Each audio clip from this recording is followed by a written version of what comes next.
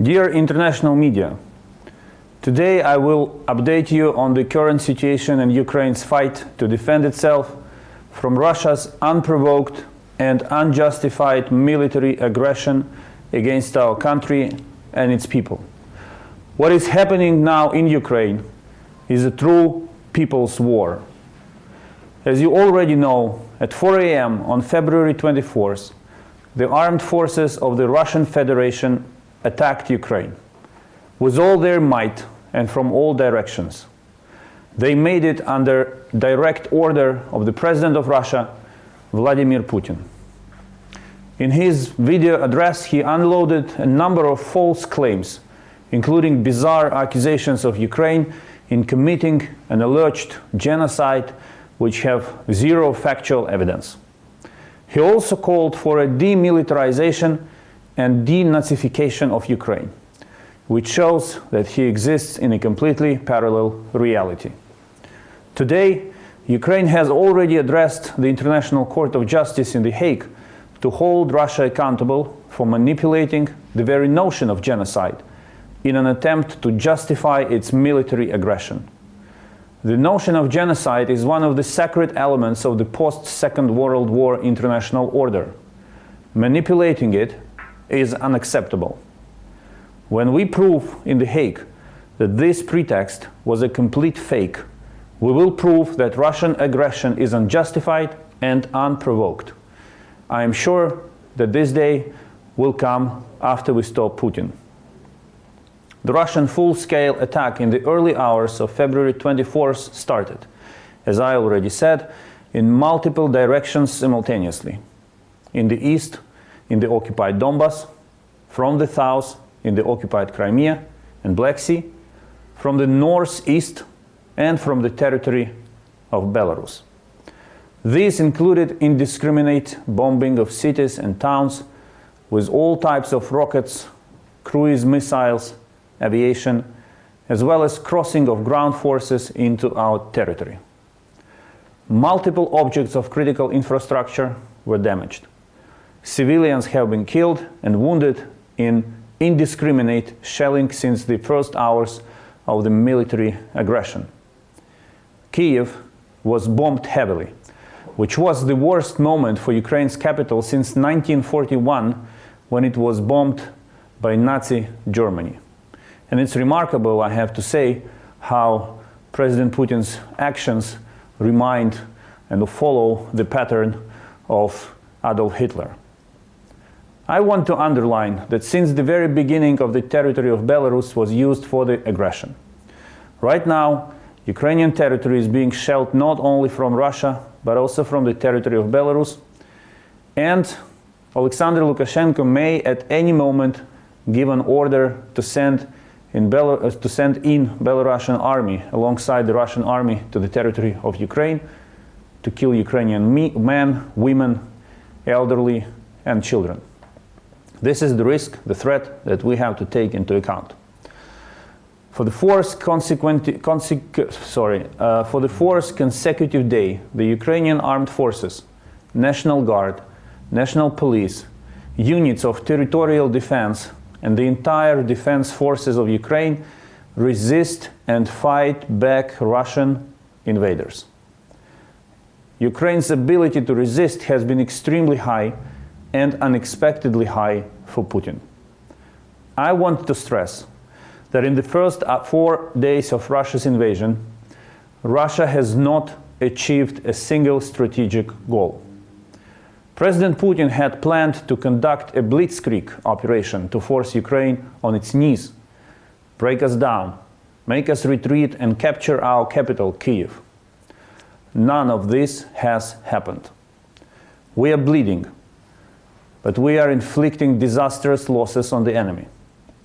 According to the newest data by Ukraine's Ministry of Defense, the overall Russian losses in these 3.5 days are approximately at the following numbers. Ukraine downed 46 Russian war aircrafts, 26 helicopters. We destroyed 146 tanks, 706 armored vehicles, 49 cannons, one missile complex Buk, the same one that was used to shut down MH17 flight in 2014 when Russia killed hundreds of innocent lives. We also destroyed 30 vehicles, 60 cisterns, 2 drones and 2 boats. Russian losses of troops are at roughly 4,300 killed in action and wounded in action. Hundreds of Russian soldiers became prisoners of war. This data is preliminary because battles are ongoing and the exact numbers fluctuate. At this moment, heavy fighting continues. The enemy was able to move forward in the south of Ukraine, in the northeast and in the north, including in the Chernobyl exclusion zone. Movements of Russian heavy armored vehicles there have disturbed the radioactive soil, which has already led to an increase of radiation levels. Russians maintain control over the confinement and the station itself, prohibiting due rotation of personnel. This is a clear violation of international nuclear safety rules. But even with these local advances and with such catastrophic losses, Putin, as I already mentioned, has not been able to achieve a single strategic goal. No major city is captured by the Russians. Despite numerous attempts of shelling, bombing, and ground offensive on the capital city of Kiev, the enemy has not been able to take any control. Ukraine's defense forces fought back all of the attacks on cities. Some heavy fighting took place in Kiev in recent days, but in all cases, the groups trying to invade the city were destroyed. Now, I want to draw your attention to Russia's war crimes committed in the process of the invasion. On February 25th, Russian army shelled with imprecise Grad missiles an orphanage in Vorzel, Kiev region. 50 kids were inside at the moment of the attack. On the same day, Russian artillery, an even heavier Uragan, hit a kindergarten in Ochtyrka, Sumy region. At least 5 people died and 15 were heavily injured, all civilians, including children. One more child succumbed to his wounds later in the hospital. In the morning on February 26, Russian invaders shot down an entire civilian family in Novakakhovka, Kherson region. 56-year-old Anna and Oleg Fedько, Irina Fedько, and 2 grandchildren. 6-year-old Anna and 18-month-old Ivan are dead. Multiple civilian objects were hit, dozens of residential buildings in major cities. A multi-storage building in Kiev was hit with a cruise missile. Oil refinery in the city of Vasilkiv was hit this night, threatening an ecological catastrophe.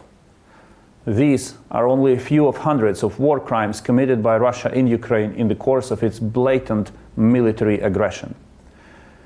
I assure Russian war criminals that we will bring all of them to responsibility in international courts. You will face justice for what you did. No matter how much time and effort it takes us, we will not rest until all of the criminals responsible for the deaths of our men, women, and children killed during these war crimes are put behind bars. Now, to the international reaction.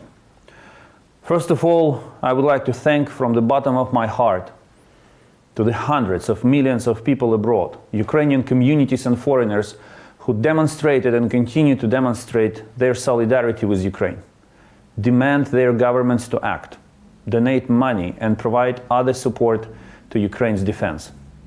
We see you. We feel your support. Ukraine is not falling. We are bleeding, but we continue to successfully defend ourselves. So should you continue to do everything possible to help us win this fight. Those foreign individuals who have the will and ability to fight alongside Ukrainians against invaders are welcome to join the International Legion of the Territorial Defense of Ukraine. Please address Ukrainian embassies in your countries for further details. We have been working hard during these dark times to quickly consolidate a global anti-Putin coalition of states which support the free Ukraine and oppose Russian war criminals. At this moment, this coalition includes 84 states and 13 international organizations. Russia already faces massive isolation. I thank all countries which have already severed ties and cut any engagement with Russia on international and bilateral level. Putin has effectively closed the window to Europe opened 300 years ago by his predecessor, Peter I. This is a turning point in the history of Russia, which will certainly plunge ordinary Russians into poverty and isolation, as well as may lead to the collapse of the Russian political system as such. Belarus will face similar consequences as an accomplice of the crime of aggression against Ukraine if it continues to provide its territory and, God forbid, its human resources to the Russian aggression against Ukraine. Governments around the world have already imposed massive costs on the Russian economy, elite and ordinary people. Sanctions hit Russia's biggest banks, its weapons industry, its largest energy company, and everyone close to Putin. Coalition of allies have also cut Russia off access to financial and economic tools, banning all operations, stopping the issuing of visas to Russians, and many other actions. I also welcome the creation of a special group to research Russian assets abroad. The list of actions is too long to name all now. However, and what I'm going to say is extremely important, I want to warn every government that might think now that after imposing these sanctions they can rest. Sanctions and actions must be elevated. The pressure must be elevated until Russia and its accomplice Belarus stop killing Ukrainians and bombing our cities, our men, women, and children. Until Russia entirely withdraws its forces from Ukraine and deoccupies our territories. This is the end goal of the anti-Putin coalition in the world. Unfortunately, there are no signs that Russia is ready to do it and to stop the war. Hence, I call on you to hit Russia more, hit Russia harder, hit Russia now. It's a matter of hours and not days to do this important, to make these important decisions and to make these steps. We, Ukrainians, do it on the front line, sacrificing our lives. And we have only one request to you: back us up. I want also to say a few separate words to those few European governments which are now trying to water down the sanctions packages, including the banning of Russia from SWIFT. And I will not be diplomatic. Some countries are trying to leave loopholes, exclude a number of banks so that they can apply some measures with their left hands and continue to trade with Russia with their right hands. Stop doing this now. Stop trading with the blood of Ukrainian men, women, and children. This is not a metaphor, but the reality of what you are doing. History will judge you, and your names will forever remain in history books as names of traitors of humanity who failed to oppose the aggressor in Europe at a crucial time. There are examples of such names in the 20th century. I am confident you do not want to add your names after a comma. It is critically important that Russia is disconnected from SWIFT on the fullest possible extent. All possible banks. Don't play political games and stop earning money soaked in our blood. Let's stop Putin. Let's stop the war. Let's restore the world order and the European order. And only then will you be able to restore at least some of the business connections with Russia. not to mention the political ones. The second most fundamental issue right now is global and severe sanctioning of the Central Bank of Russia. Once again, we demand and we need immediate steps to impose a full financial isolation of Russia from all civilized systems, applying to all Russian banks, including its central bank. Some actions were already taken, and we are deeply grateful to our partners for them, but they are not enough. Peace needs more. It's not us, Ukrainians, who need it. It's peace in Europe, it's the world order that needs more actions. We also demand to impose a full oil and gas embargo on Russia. These oil and gas now also contain Ukrainian blood. Anyone buying it has to be ashamed of doing so. I welcome the first decisive steps by a number of European countries in this regard and urge all anti-Putin coalition allies to proceed without delay with the strongest possible measures.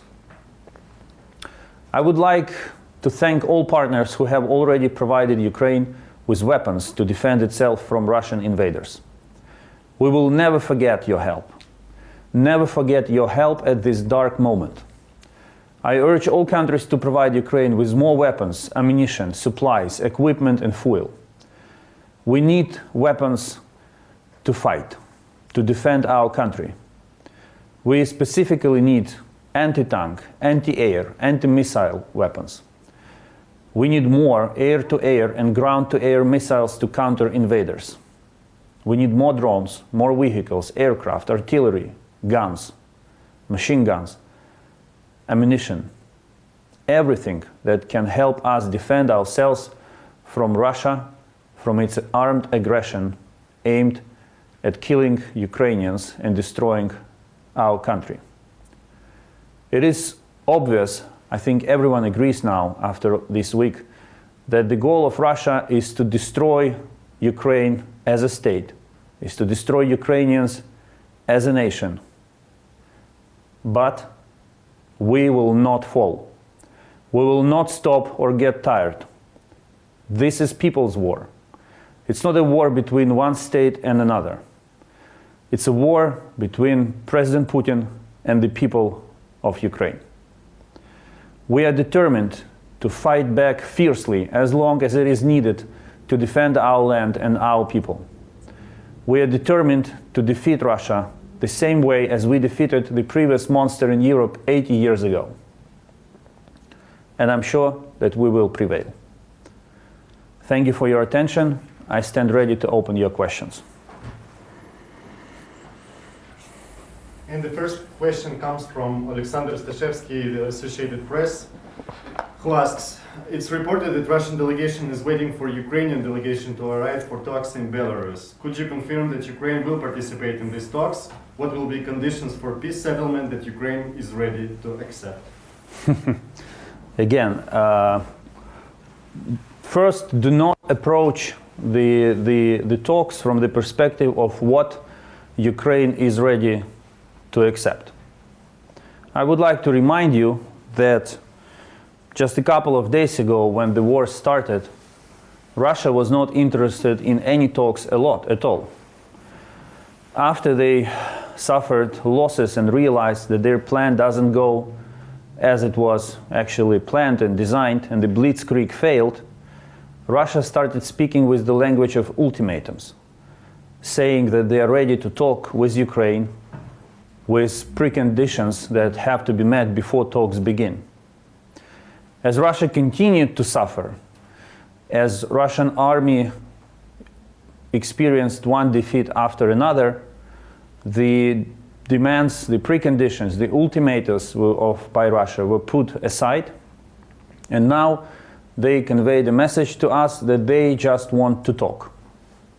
So I think that the fact that Russia is ready to hold talks without any preconditions, without any ultimatums, without any demands addressed to Ukraine, is already a victory for Ukraine. Second, we, of course, as I said, we appreciate all the support that we received recently from friends from all across the globe. But it's us who are fighting.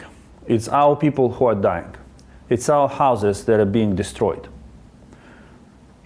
Today, we were as close as ever to the entry of Belarusian armed forces into the war.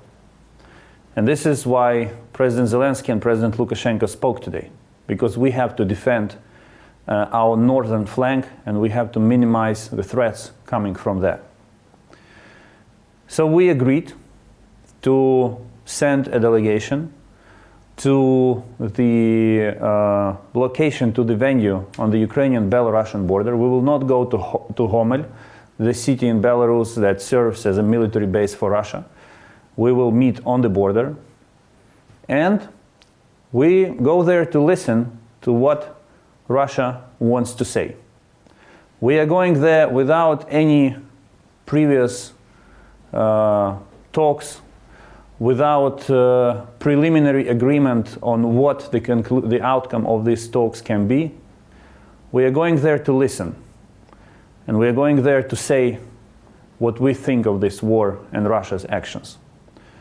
So, between now and the moment that the talks are wrapped up, President Lukashenko assured President Zelensky that no Belarusian military force will be used against Ukraine. And this is already an achievement, and we can only hope that Alexander Lukashenko will stick to his word. Between now and the moment when these talks wrap up, we will continue to fiercely defend our country, to defeat Russian forces if they try to continue their offensive operations. We will continue to defeat them in the territories that they have taken under their control. We will not stop until we defend our country entirely.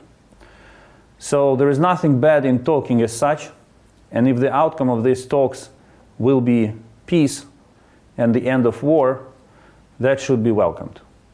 But we will not, again, and I want to make it very clear, we will not surrender, we will not capitulate, we will not give up a single inch of our territory.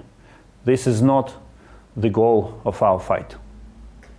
Frederick Best says, Swiss magazine Schweizer Soldat, President Zelensky has announced, friends of Ukraine who want to join the defense, come, we will give you a weapon.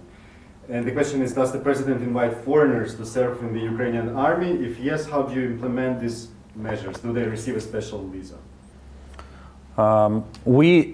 President Zelensky issued a special decree on the formation of the International Legion as part of the territorial defense of Ukraine.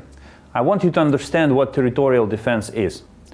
Territorial defense is a special branch of the armed forces of Ukraine. It consists of people living in their villages and houses and towns, people who are ready to pick up arms to defend Ukraine. There are dozens, hundreds of examples when local residents are fighting the invaders by all means available to them. And this is again why what is happening is people's war. So, as a next step, in the last 3 days, virtually since the very beginning of the Russian aggression, we started to receive many hundreds of requests from foreigners, including from Ukrainian diaspora, who were willing to come to Ukraine and help us defend our land. Some want to do so because they love Ukraine, because they want to defend it. Some understand that Putin attacked not only Ukraine, but the European security and the global order, the world order as such, and they want to stand up to defend it. Some have unsettled accounts with Russia, and they want to fight specifically Russia, without any regard to specific Ukrainian interests. But all of these people, they now have a legal right and a legal framework to join our forces and to fight under the chain of command of the Ukrainian army. All of them are welcome. And every embassy of Ukraine, every consulate general of Ukraine is open to provide such people with all necessary information. Their access to Ukraine will be facilitated to the extent possible, to the maximum extent possible. The only big logistical problem that we have is, of course, because of the fact that Russia conducts airstrikes. You cannot reach Ukraine by plane. You have to reach Ukraine by land. But we will be helping you. Come and fight if you're willing to do so. Salman Andari, Sky News Arabia. Putin has just ordered his strategic deterrence forces to a special mode. What does this mean to you, and do you expect this war to continue and things get more complicated? As you noticed, this order by President Putin came shortly after the announcement was made about two delegations ready to meet. And we see this announcement, this order, as an attempt to raise stakes and to put additional pressure on the Ukrainian delegation. But we will not give in to this pressure. We, as I said earlier, we will approach these talks with a very simple approach. We go there to listen what Russia has to say, and we will tell them what we think of all this. And what we are ready to discuss is how to stop the war and deoccupy our territories. Full stop. If Russia, if the decision of, if the order of President Putin to put on high alert his nuclear weapons is a direct threat to use these nuclear weapons against Ukraine, then I have a very simple message. It will be a catastrophe for the world, but it will not break us down. Xavier Derala, civil media in Frontline, North Macedonia, and the question is, what is your message to the Russian human rights and peace activists? In the recent days, hundreds, if not thousands, of the Russians protested against the Putin's aggression against Ukraine. According to the information that we possess, even people belonging to the close circle of President Putin, they are against this war because they understand the detrimental, the damaging, the devastating consequences of this conflict for Russia itself. So far, he refuses to listen to them. He went completely mad with his obsession to destroy Ukraine, to deprive us of the right to exist. And all these human rights activists, all ordinary Russians who went out to the streets, they are the voice of sanity, the voice of reason that must be heard. Because it's them, in the end, it's them who will suffer the most from the devastating consequences of the war. So I can only call on the Russian government to finally listen to the voice of their own people and to start taking care of their problems.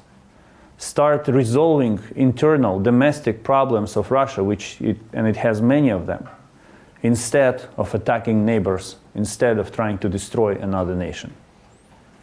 And I think the last one, Mohammed Mustafa Turkmen, Turkish Defense Agency. Did Turkey give arms support?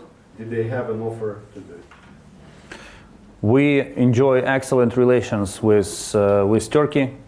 Our cooperation in defense sector has evolved in a very sustainable way for months and years. And we bought some weapons from Turkey. There are many issues where Turkey supports us, and we appreciate that support. Unlike many other countries, Turkey was working on us on defense before others joined this cause. And frankly speaking, you know, yesterday Germany decided, just an example, yesterday Germany made a complete U-turn in its policy on supplying weapons to Ukraine. 5 days ago, German leadership was saying that Germany will not change its policy and will not be supplying weapons to Ukraine. Now they are doing it. This is appreciated. We appreciate this change of policy. But if they had done it before, months and years ago, we wouldn't have had this war. Ukrainians would not have paid with their lives, with their health, for the Russian aggression. Russian aggression against Ukraine that is taking place today is the result of many years of appeasement of Russia by many leaders, many European leaders. And now I'm happy that they opened eyes and they finally believed in what Ukraine has been telling them about Russia for the last 8 years. It's too late, but the change is welcome. We need now to receive all these weapons as soon as possible. Every hour counts. It's not a matter of our win or defeat. We will prevail. I'm absolutely confident in that because we stand for the right cause. It's a matter of how many lives will be saved. And we want to save as many of them as possible. Thank you. Let's exhaust questions so we can finish. Thank you. I hope my briefing was helpful. We, the Foreign Ministry, stand ready to continue communicating with you through our press service and provide you with all relevant materials and background information. Please, one of the front line of this war is disinformation by Russia. Is the attempt of Russia to disseminate various fakes about Ukraine, various arguments to legitimize, to find an excuse for its war against Ukraine. Let's be clear, what's happening here is an aggression. The most obvious case of the aggression. And I deeply appreciate the role of the international media in exposing Russia's lies, in telling the truth about the fight of the Ukrainian people against the aggressor. Thank you for this.